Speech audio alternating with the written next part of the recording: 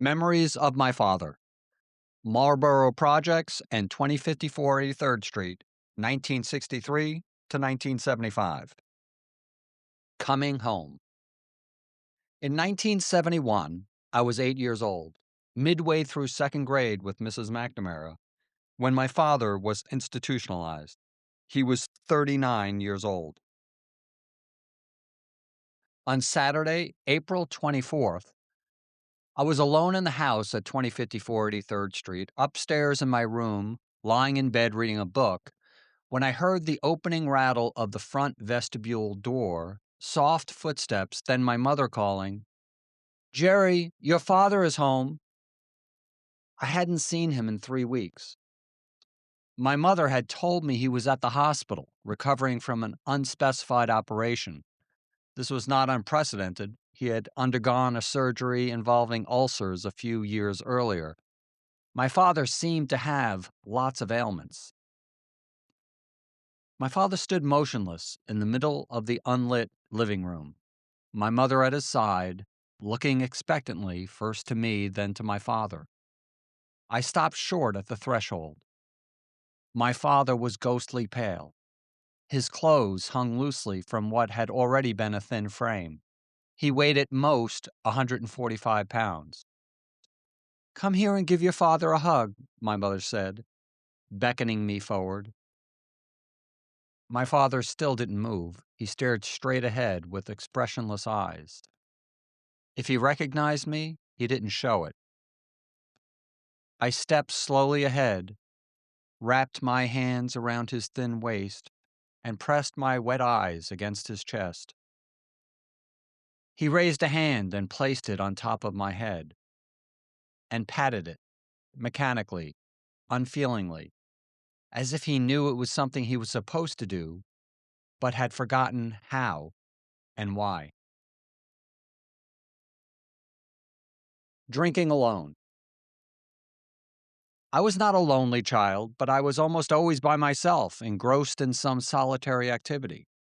I have wondered how this was possible, with 3 older brothers and my parents, including a stay at home mother. My mother's devastating pregnancy history certainly played a role. She gave birth to Kevin Connolly on February 14, 1959, then the next year to Joseph Connolly on August 23, 1960, at the now defunct Prospect Heights Hospital. Both lived just days, long enough to be baptized, but short enough to never have left the building. According to family lore, the miracle of my subsequent birth on February 20th, 1963, at Midwood Hospital, and perhaps even my fondness for a drink, was attributable at least in part to the unorthodox methods of our infamous family doctor, Irving Tansky, who looms large as one of the fearsome figures of my childhood. His advice to my mother after the losses of Kevin and Joseph was to drink whiskey while pregnant, several times a day, each dose consisting of a couple of shots, while spending extended periods lying on the couch, maximally resting. And you dared not disobey this doctor's orders. I cannot improve upon the description of a typical Tansky regimen for just about any illness my brothers and I had than my father's in his own memoir, Beyond by Reason of Childhood. Typically, he would restrict the patient to bed rest for 14 days and not permit outdoor excursions for another 14 days until all symptoms disappeared. He might issue 2, 3, or even 4 prescriptions to be administered in strict compliance with his instructions. Woe to any parent who did not comply. His directions might say something like, medicine number 1, 2 teaspoons initially, followed by 1 teaspoon every 4 hours. Medicine number 2, 1 teaspoon the first hour, followed by 1/2 teaspoon every 3 hours. Medicine number 3, 1 teaspoon every hour for the first 4 hours, followed by 1 teaspoon every 2 hours. Additionally, there were often alcohol and warm water rubs interspersed throughout the day. Anne made charts listing the medicines and dosages and scheduled times of dispensing, which explains why I have distinct memories of my mother more or less soused on the living room couch at the Marlborough Projects during the endless months leading up to the birth of my sister Catherine on May 29th, 1969. Diffused light drifted through the drawn shades as she curled in the fetal position, cloistered in her blanket, napping for hours on end with her back to me. My 3 brothers were older. Patrick is the closest at 5 years my senior, so it was natural they'd have better things to do than hang out with a 5-year-old, even if they hadn't already begun feeling resentful over what they rightly perceived as the special treatment I was granted as the miracle baby. And unlike me, they were school age, which meant that once breakfast was done, they were out the door, leaving me to the silence of my mother, the couch, and her whiskey. Grandparents were also not a meaningful presence in my life. Grandmother Beatrice was busy during the week working as an executive secretary at the Chase Manhattan Bank downtown. And though she would visit occasionally, she was not exactly the warm, cuddly type, prone to play with a 5-year-old, especially given the scars she bore, literally and physically, from her recent experience with me and my notorious toy odd job. Beatrice's husband, Francis, had died of alcoholism on the steps of a subway station in downtown Brooklyn in 1953 when he was only 50. I never once heard his name mentioned. On my mother's side, neither of her parents was alive in 1968. In 1942, when she was just 7 years old, my mother's father, John Fleming, died of a heart attack at age 50. Fortunately, her mother Catherine lived to take care of my mother and her brother Thomas, not dying until 1966 at the age of 71. I was only 3 at that time. My memory of grandmother Catherine is of a large, friendly, matronly figure standing in the kitchen next to my mother, washing dishes and talking. Then she was gone. Scenes from a life in the projects. I was alone, but never bored. An ongoing project during this time, confirmed by my mother in later years, was the creation of a fully stocked library in our living room. The fact that I did not know how to read or write did nothing to stop me. I built the makeshift shelves and personally authored every book in the collection. I filled each page with my inscrutable chicken scratch nonsense. Once written and edited, my mother stapled the stained, crumpled pages and added each new volume to a shelf. A highlight of the library was my French collection, everything from instructional language texts to works of fiction. I toiled away at the Conley Library for weeks until there were hundreds of manuscripts all over the living room. I don't want to exaggerate. My mother did not spend 100% of her time on the couch. When she got up to refill her glass again, as a pregnant woman, it must have been hard to keep track of the doctor's precise orders, I would immediately pounce and ask her to read my latest book to me. Without fail and without hesitation, she would place me on her lap, open it to the first page of scribble, and begin reading, even the ones written in French. Other memories from these earliest years have managed to penetrate the haze. Could it possibly be that I was taken to a chicken market where they slaughtered the birds in plain sight? I remember deafening noise, chaos, and nightmares after every visit. I thought this must have been a figment of my imagination, So it was a shock to discover that there was indeed such an establishment directly across the street from the projects. Chicken Market Mike McCoon, where they sold freshly beheaded chickens. It closed in 1975. Once a week, my mother and I would walk hand in hand, following the concrete path to another apartment building in the projects. In my memory, a long hike, in reality, a few hundred yards, where Aunt Anne lived with my father's brother, Uncle Artie, a highly decorated New York City firefighter.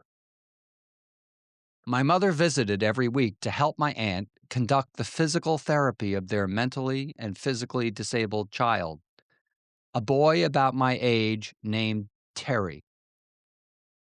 In a tragedy that was one of many that ended up besetting this branch of the Conley family, a fully functional toddler, Terry, contracted encephalitis after a mosquito bite. The ensuing brain damage was severe and irreversible.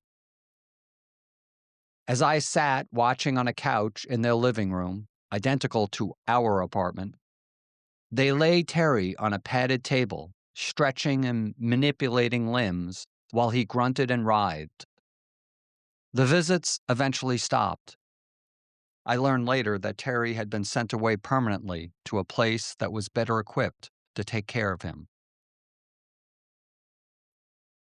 The one and only time I ever remember going out to play with my brothers, I ended up in the tiny back room of the apartment to have my mouth washed out with soap.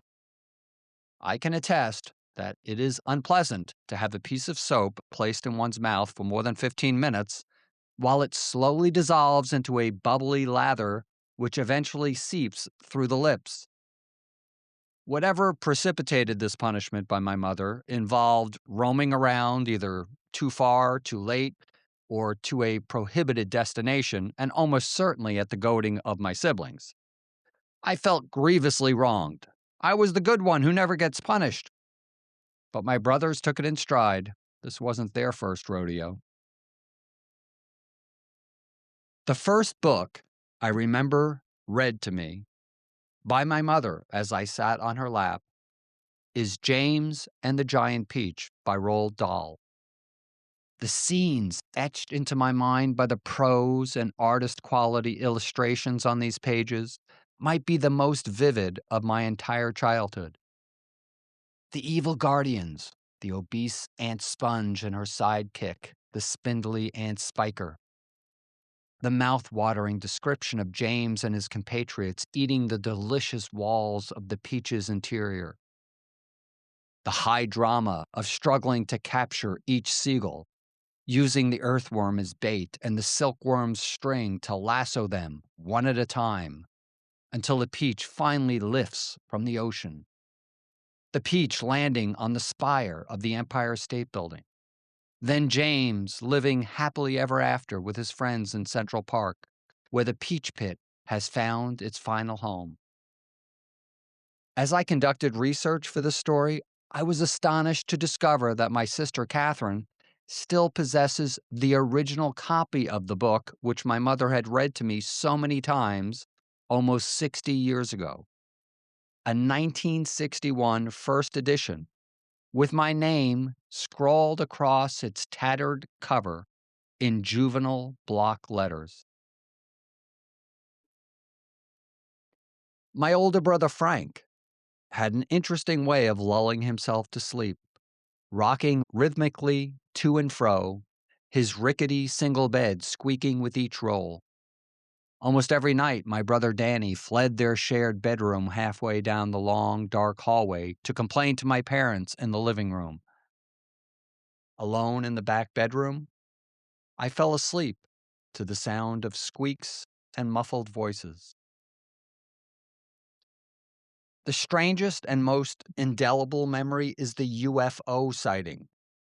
I was in my back bedroom in our third floor project's apartment when I saw a massive craft floating outside the window, just above eye level. I stood on the bed and stared in shock. It hovered slowly, lights blinking in the dusk, close enough that I was sure I could touch it had I stuck my head out the window and reached. It was gone by the time I convinced my mother to leave behind her dishes and see it for herself. Downward spiral. What I don't have from this early time are distinct memories of my father. His erratic schedule as a New York City cop is the most superficial explanation. He often worked nights, which meant he arrived home at 8 in the morning, had a quick meal, and then went to bed for most of the day. We would then see him at dinner before he left for his next shift, which began at either 8 that evening or midnight. But the underlying reasons ran much deeper. In 1968, my father was promoted from sergeant to lieutenant, a big increase in responsibility. He was now in charge of coordinating all the activities of a major police precinct, specifically the bustling 7-1, the Coney Island station, which covered a wide area including the packed beaches as well as the sketchy inland neighborhoods packed with bars. There is a photograph of my father sitting at the 7-1 behind his massive raised desk, the first person one would meet upon entering its front doors. Before long, my father ramped up his smoking and drinking. He was up to 4 packs daily of cool cigarettes, the strongest on the market. 80 cigarettes a day is roughly 5 each waking hour, meaning there must have been one in his mouth constantly. Alcohol became an even more serious problem. He drank on the way to work, making a pit stop at a never-closed hard-drinking bar near the precinct, whether his shift was day or night. His first stop on his way home after the shift was another bar. Most concerning was the drinking on the job, slipping away to the station's back porch to pound a beer or two before returning to his desk. Besides beer, his drink of choice was Seagram's 7, an 80% proof blended whiskey. In my father's own words, those were the darkest days. For a period of time that seemed like forever, my days and nights were a nightmare. Before each shift, I'd stop in a bar and drink 2 or 3 double shots to relieve my anxiety, and then while driving to work, traveling on Stillwell Avenue, crossing the Coney Island Creek Bridge, my attention would be drawn to 2 concrete abutments, one on either side of the bridge, with the thought in my mind that I should just end my misery. On at least 2 occasions, before approaching the bridge, I pressed down on the gas pedal, trying to steel myself for what I wanted to do. But I always chickened out. Colleagues at the precinct inevitably noticed his behavior and expressed concern.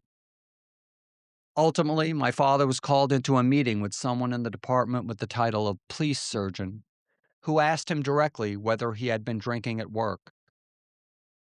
After answering honestly, he was directed to forfeit his weapons and immediately placed on light duty.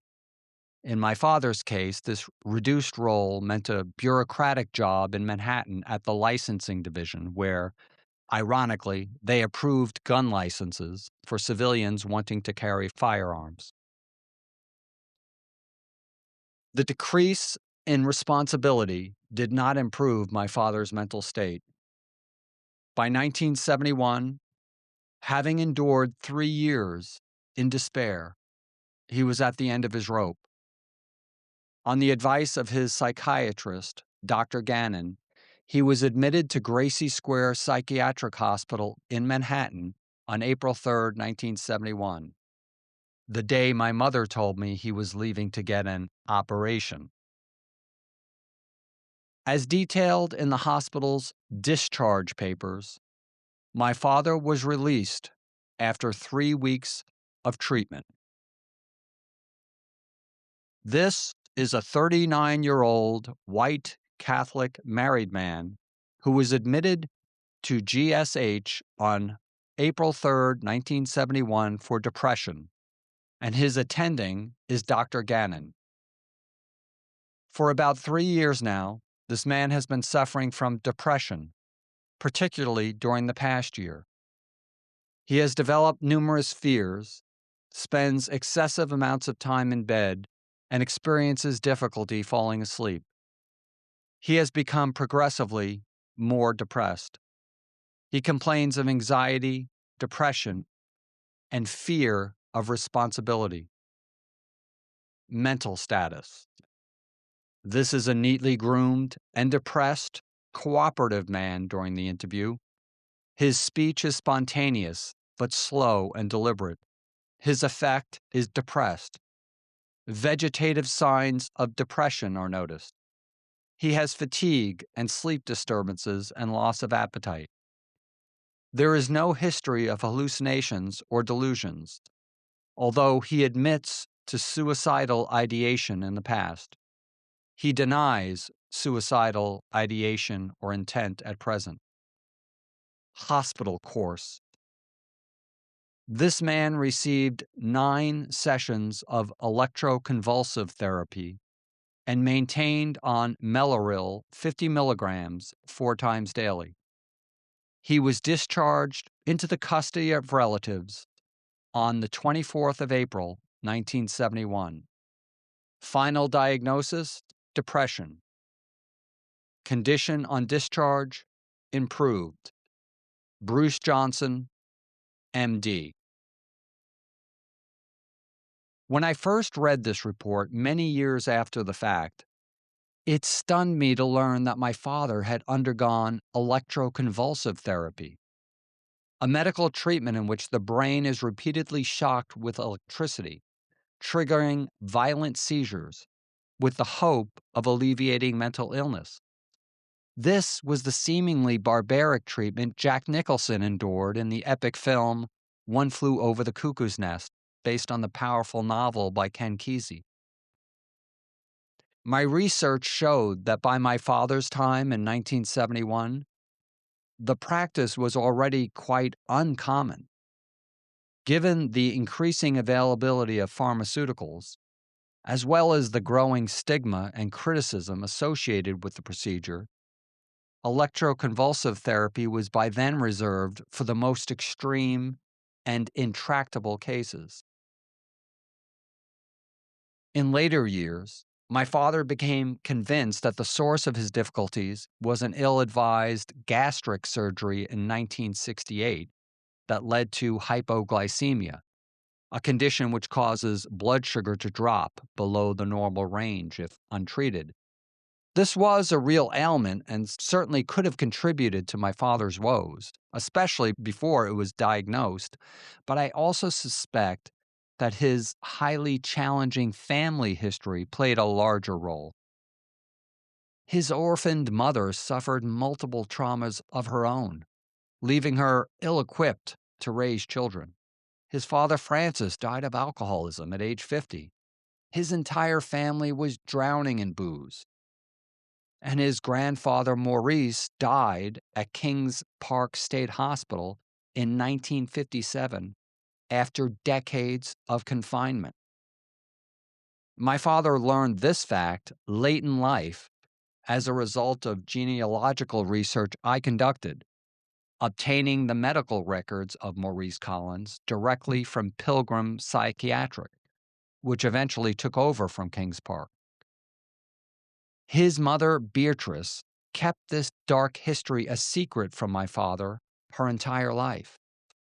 She had brought my father to visit Maurice for years, but always referred to him as Uncle Maurice.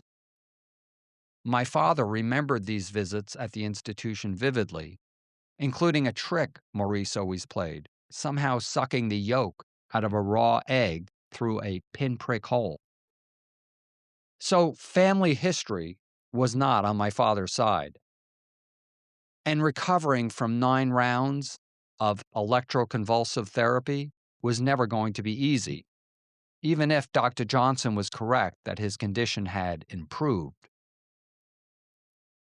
In one of the few specific mentions of me in his memoir, 5 to be exact, glancingly over 258 pages, my father recalls an incident months after his release when he was struggling to water the plants with a garden hose.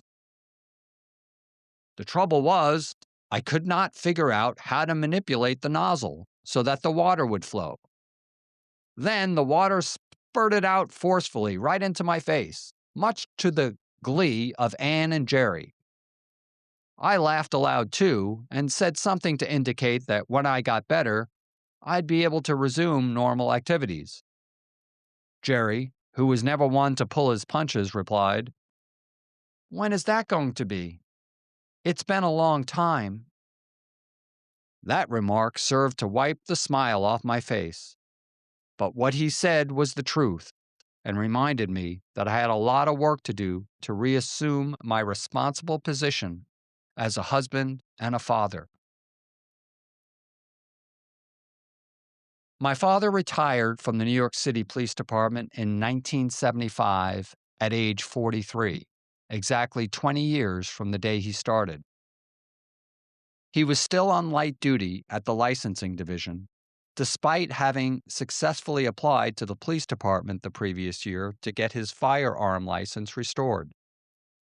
He was convinced that a handgun license would somehow open doors to future employment. But he had no specific job prospects, no college education, a stay at home spouse who hadn't worked in many years, and 5 children to support. He would collect a modest pension, but it would have grown significantly had he stayed 5 or 10 more years. My mother was baffled and petrified. Would her husband ever emerge from his downward spiral? Glimmers of hope. A few months later, I was doing my 7th grade homework in my bedroom when my father knocked on the door. "You want to play catch?" he asked. Thus began what became an almost daily ritual. Right before dinner, we would grab our gloves and toss a baseball back and forth on the sidewalk in front of our house. He didn't have a great arm, having tweaked his right shoulder, one of the many injuries that ailed him. As time went by, I grew in size and strength until my throws landed with a satisfying pop into his glove, even if I stood as far back as the last house before the public school. My father winced at the effort of getting the ball back to me. We did this for several years until I went to high school and joined the track team. The B4 city bus on 86th Street would drop me off just in time to make it home for dinner. Catches with my dad was such a great memory, I tried to replicate the tradition with my own children. But hard as they tried, and despite their impressive skills in so many other domains, neither Kristen, Brian, nor Kevin had the slightest ability to catch a ball. Multiple mitts collected dust in the basement. I was nearing the end of the 8th grade when my father asked if I'd like to go camping in upstate New York in the Catskill Mountains and whether I'd like to bring a friend. I didn't hesitate on either the camping or the friend, which quite naturally was my massive sidekick, Joseph Alberga, who had barely seen a tree in his life. As fun as the trip itself was the anticipation and preparation, collecting all the necessary gear, spreading it out all over the house, getting excited about using each new addition to the collection. My father had bought a bow and arrow, 2 air rifles that were lethal enough to kill a small animal, and several knives.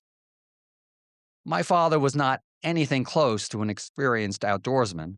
I don't think he had ever camped before or since, and I could tell he was a bit nervous as we packed up the car and headed west. But with the exception of getting lost on a hike down from a local summit, after hours of wandering, my father almost passed out from a bout of low blood sugar. The trip went off without a hitch. We slept together in a lean to, a three-sided, open-faced structure looking out onto the glowing embers of the campfire and the thick woods beyond. Alberga and I were deep asleep when we were jolted awake by the sound of deafening gunshots inches away. We awoke to the sight of a massive dead porcupine bleeding profusely at the foot of my sleeping bag.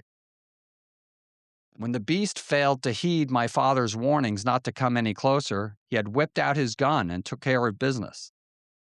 Alberga and I had never been more impressed by anything in our lives. The quills we brought home were proof of our warrior's conquest. Less of a highlight for Alberga was my relentless mission to nab a photograph of him doing his business in the woods. An image of him in such a compromised position would be an invaluable source of infinite hilarity with the kids back in school. The grainy image I managed to capture after 2 days of stalking looked like Bigfoot, huge and crouching, obscured by the thick foliage, its hairy head and suspicious eyes turned in my direction. A good man. It didn't happen quickly, and it didn't happen easily. But my father did slowly crawl out of that black hole after being laid so low on his hands and knees, clawing at the dirt with every bit of his strength. He was stubborn and tenacious and gritty. Though mental illness can bring down the strongest man, and I speak from experience, my father refused to give up. I like to think I inherited this quality of grit from him. The greatest testament to his recovery is that my 3 children and all the rest of his grandchildren would not recognize the man described during his darkest hours. They only remember a wonderful, loving, generous, and giving grandfather. They never saw him take a drink or smoke a cigarette. By his own admission, the addictive urges never left, but he never once did succumb. Perhaps I also inherited some of his extraordinary willpower. And though he must have been a sometimes difficult husband to my mother through all the ups and downs, there could never have been any doubt in her mind that he loved her deeply and unconditionally. My father's health decline began first, which meant that my mother spent most of her time during those final years taking care of him. But then she was suddenly struck cruelly by lung cancer, a disease which ravaged her with terrible speed. On her final Mother's Day, my father wrote her a tribute in chalk on the blackboard in the living room where I had learned to read so long ago. Dear Anne, thank you for being a great mother to our children. You are my nurse, my best friend, and the love of my life. Please have a blessed and happy Mother's Day. With all my love, Frank. It would be decades before I learned that my father had not, in fact, undergone an operation on that fateful day in 1971. It is a credit to both my parents that they kept it a secret. Despite their own challenging backgrounds, they raised a happy child, one who has become a happy adult, and who, following their loving examples, has raised happy children of his own. And thanks to them, my memory, which has over time become my reality, is that I had an idyllic childhood. I had no reason to miss the absence of grandparents, or brothers close to my age, or a father who was always there. What I did have was an unshakable foundation of love. There is a reason that I look so joyful in every photo during these years. If the God my father so fervently worshiped is listening, could you please give him a message from his youngest son? Dad, thank you for never giving up, for overcoming everything to become a great father. You did your job. You taught me how to be a man. But now, leave a lifetime of worries behind. Be at peace. You have earned your rest. I love you. Jerry.